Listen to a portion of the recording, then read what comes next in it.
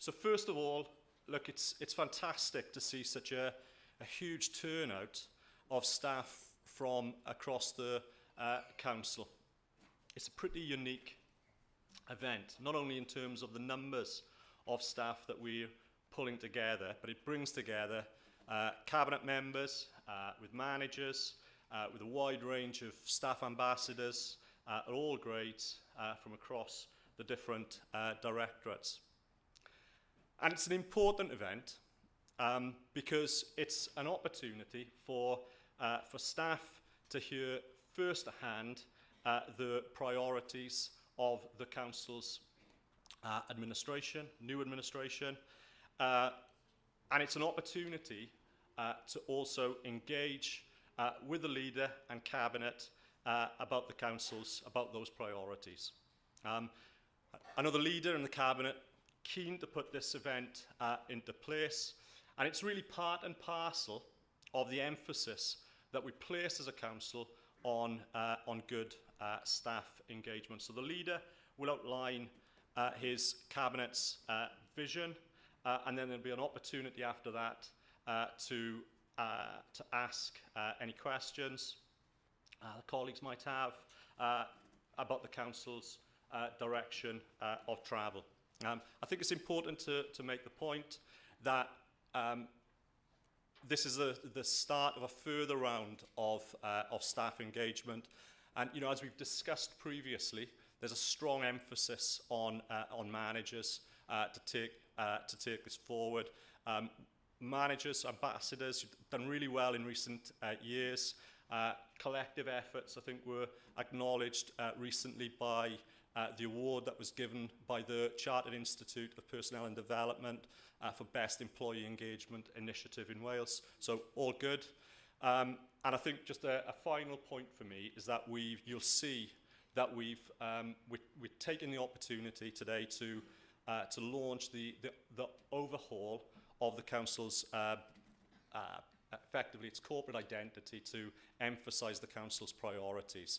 And importantly, what it does, it restates the importance of staff to the delivery of council services. So all good. Enough from me. I'll now hand over to the leader of the council, Councillor Hugh Thomas.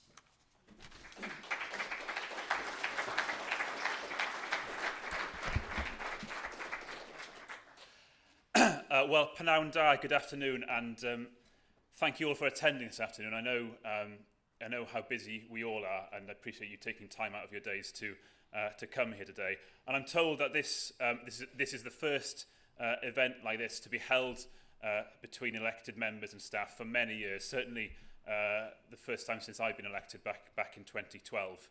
I'm sure a lot of you will be wondering what to expect. I know I am a little bit. But we're here because my cabinet and I requested this event to begin the conversation with you, with our staff, about our priorities as an administration, about the challenges that face the city, and crucially, how we as a council need to respond. And so, as Paul said, this will be the first in a series of events which seek to tackle some of the big issues we're facing and how we can deliver capital ambition, the document that sets out our programme for government, how we can deliver that together. As Paul said, the format's pretty straightforward. Hopefully, I'm going to talk for about 20 minutes or so to give you my views on the challenges and opportunities that we face and the changes we need to make in response. And then I want to take some time so you guys can have the opportunity to ask questions that have emerged from what you've heard to myself or to members of the Cabinet, all of whom are here today. And as good politicians, we'll do our best not to answer them with a straight answer. So it's been 6 months now since the local government elections, 6 months since I became leader of the authority. And what struck me most during that period is the sheer extent of the responsibilities that this organisation has, the number of services we deliver, over 700, each and every day, the range of business models in operation, the complexities of the issues that we deal with day in, day out, and the variety of professional expertise from teachers to social workers, planners, accountants, lawyers, librarians, bin men and women, the range of people working for this council. I don't think there can be many more diverse organisations in Wales, let alone the city. But it works, and it works well. And it works because for all the diversity, we have a single unifying purpose: to help the people of Cardiff, particularly our most vulnerable, and to make the capital city of Wales a better place. So let's just think about what we do. We looked after the children who need our care. We help the homeless. We educate children. We support people into work. We keep the city's streets clean and its transport system moving. And in fact, my bet is that when it comes to the things that people most value about life in Cardiff, in one way or another, we will be involved in it. And that's why not one of us here just works for the council. We work for Cardiff. Now, I got involved in politics because I wanted to try and make things better. And you guys, your entire job is based on making things better in Cardiff. And the opportunities we have to affect change, to make a difference, for me, for all of us, it's a privilege. And when I walk through the doors of County Hall each morning, I know it's within my power to make the city a better place to live. And I hope you all feel the same as well. Each day, each of us, politicians and officers, contributes to making Cardiff the great city that it is. Our success and the city's success will rely on that strong partnership and clear boundaries as well between members and officers. I want to be clear from the outset that this is a member-led authority. We were elected to lead, to set the directions and take the tough decisions, and to stand by them and see them through. And as a cabinet, we understand and respect the role that officers play in managing, improving and delivering our services. A strong partnership with clear boundaries, politically led, professionally managed. And we recognise that we cannot deliver our agenda as mandated by the people of Cardiff without your help. So we will not hide behind officers when the going gets tough. As a cabinet, we will front up. And in return, we will set the highest expectations of you to deliver with the utmost commitment, creativity and compassion. And I've made it clear to the Chief Executive that we expect to focus on getting the basics right. Robust performance management, tackling sickness absence, tight management of budgets, politically led, professionally managed. It's a simple formula, but one that I believe will serve us well. Working together, we have the opportunity to make a difference to the lives of some of the people who need our help the most. And we have the opportunity as well to shape the future of the city, of the region, and let's not be afraid to say it either, the nation as the capital city. And we need to make sure that we take that opportunity. Because I believe Cardiff is facing an historic opportunity. Our capital ambition document for Cardiff sets out a programme of action that will deliver for the city. Firstly, we're committed to driving the economy forward and making sure that all our citizens can contribute to and benefit from the city's success. The city economy now ranks as one of the most competitive of the UK's core cities. Employment growth is the fastest of all the core cities. Visitor numbers are up and unemployment is down. And for me, nothing underlined the extent to which Cardiff has arrived as a front-ranking European capital city as the way we hosted the Champions League final back in June. What a show our city put on in front of a global audience of billions. And I know the huge effort that went in behind the scenes from across the council in making that happen. So thank you to all of you that were involved in that. As Alexander Sefrin, who's the UEFA General Secretary, put it to me, we delivered nothing short of excellence. So undeniably, Cardiff is Wales's strongest economic asset and its brightest hope to securing economic success. The regeneration of Central Square, creating a new business district and gateway to Wales, will soon enter a new and exciting phase, and that is already the biggest regeneration project in the country. We will deliver a new bus station, and we will link it to a comprehensive modernisation of Cardiff Central Station and put that at the heart of the South Wales Metro. And we will also prioritise a 15,000-seater multi-purpose indoor arena. We will bring forward plans for the continued regeneration of Dunballs Road, linking up the city centre with the bay, and we will rebuild lost momentum as well around the sports village. And we want to see the Eastern Bay Link completed off the back of what is, I think, the first major road scheme in the capital since devolution. And we want to use the completion of the Eastern Bay Link as the cornerstone for a new industrial strategy for the east of the city, using it as a catalyst to transform some of the city's most disconnected and deprived communities. And we will soon bring forward also a green paper which will set out our ambitious plans for how the capital can lead the Welsh economy. But the benefits of growth must be felt by all our city's communities. Despite 2 decades of success, the gap between rich and poor has for too long been allowed to grow. And income inequality in Cardiff is higher than in any other British city. So we need to be honest. The rising tide of Cardiff's economy has not lifted all boats.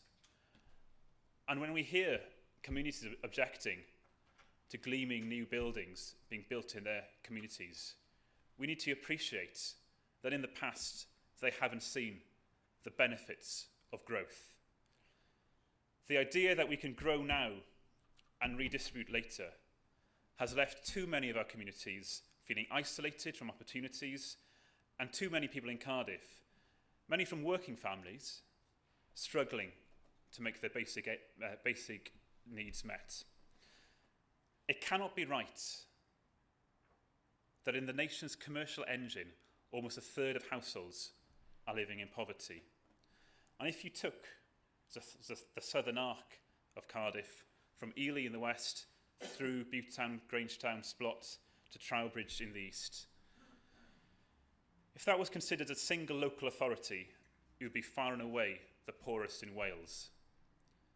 That cannot be right. And it cannot be right that there will be people tonight sleeping rough on our streets.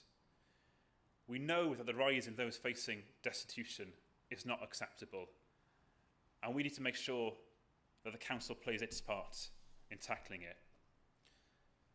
The poverty in our city casts a long shadow over too many people's lives. It scars their prospects, damages their health, and too often shortens lives.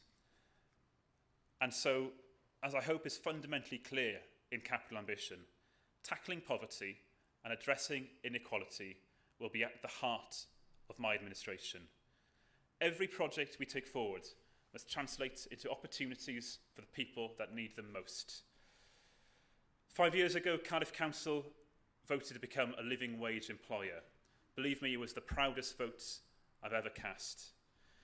And we were proud to put our money where our mouth is, becoming the first council in Wales to pay all our staff a living wage. So to be awarded the Living Wage Employer of the Year this year is a real honour. And where the council has led, I expect others to follow. And I've made this perfectly clear to the third sector and the private sector in the city, so that growth translates into good jobs which offer a fair day's pay for a fair day's work. And alongside good jobs, we believe that a good education remains the surest route out of poverty. 5 years ago, in one of Britain's smartest cities, the school system was failing. Not anymore. Over the last 5 years, GCSE results in Cardiff have improved by over 12%, and we should be rightly proud of that. But that said, too many of our schools are still underperforming, particularly in some of the most deprived areas of the city. And again, narrowing that gap will be a measure of the success of this administration. To narrow that gap, we will continue to invest in and improve our schools. And we will soon be making major announcements in new investments into our schools, building on the £150 million we have already invested over the last 10 years. And in 2012, under the leadership of Heather Joyce, we also committed to becoming a NEET-free city. And rates have dropped from 8% to around 3%.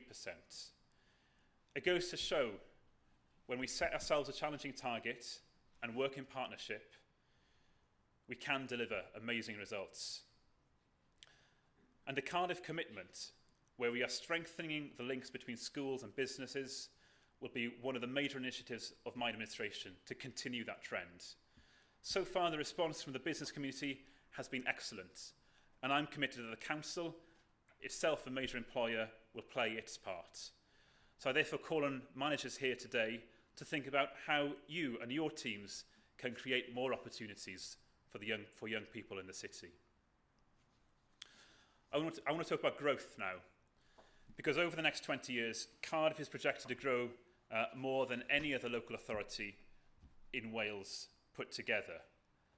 That explains, I think, a little bit why we're the only council area in Wales to see a very small increase in our budget in the provisional settlement from Welsh Government. Now, this growth is good news. Successful cities grow. But it also brings pressure on infrastructure and public services. It means there'll be more school-aged children needing more schools and more teachers. And though Cardiff is a young city, growth will also mean that the number of citizens over 85 years old is expected to nearly double by 2030. And so rates of dementia alone will also double over the next 20 years. There is an emerging social care crisis across Britain, which has no easy or obvious solutions. But let me tell you that on social services, our commitment is unequivocal. We will provide the highest quality of social care possible in practice and delivery. Nothing less is good enough. In the face of austerity, we have invested in recruiting new social workers and have made terrific strides in improving children's services. And I am determined that this improvement continues. In particular, we will make sure that our most vulnerable children are healthy and safe. Of course, we will be focused on supporting children and young people in our care and when they leave it too. But we also must make a step change at the community level, joining up schools and social services, health and police to support families and to tackle problems early before they develop into crises. The way we look after our older people is also a message to future generations. We are committed to working in ever closer partnership with the health service and the third sector to find working solutions to both the immediate pressures we all face and to the long-term challenge of delivering sustainable social care. Again, the answer must lie in how we work at the community level, breaking down the barriers between our organisations and between ourselves and those who need or provide care. The demand challenges in this area are enormous, I know, and together, on behalf of some of the city's most vulnerable people, we have to meet them. And with rapid population growth, the city is about to begin a once-in-a-generation expansion. New communities are being designed and will soon be built. And the impact of the decisions that we take in this building will be felt for generations, so we need to get them right. Foremost among these is the issue of housing. If you were to talk to any young person in Cardiff about their priorities, and I still, by the way, count myself as a young person, they will almost certainly mention housing. Cardiff Council is one of the only a handful of local authorities who have committed to building new council homes. The 1,000 new council homes we will build is a great start, but we do want to go much further. And as the city grows, we will work with developers to deliver over 6,500 new affordable homes.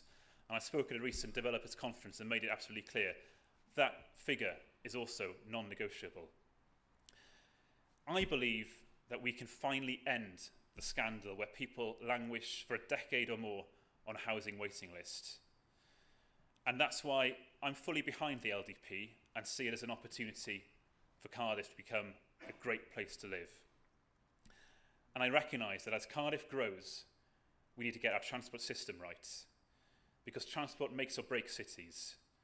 Again, we set bold targets, a 50-50 modal split between car and sustainable transport modes by 2021, and a 60-40 split by 2024. Challenging, but I'm confident we'll hit them if we take the decisions we need to take. And we are working already on a green paper on sustainable transport and air quality that will chart the path to take those decisions. Cardiff is already a world-leading city for recycling. Rates have risen from 4% to 58% over the last 15 years. Councillor Michael was there at the beginning of that, and he's back to push that even further. It's an astonishing rise, but we now have a statutory target of 70% to hit by 2020.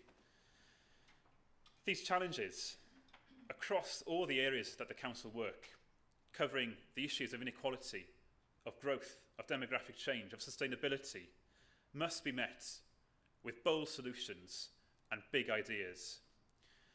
And this must be done at a time of unprecedented and unrelenting austerity. I keep reading in the press that the era of austerity is coming to an end. Well, I fear that the rhetoric may have changed, but as public servants working at the sharp end, you will know that the reality has not. You all know the situation we face.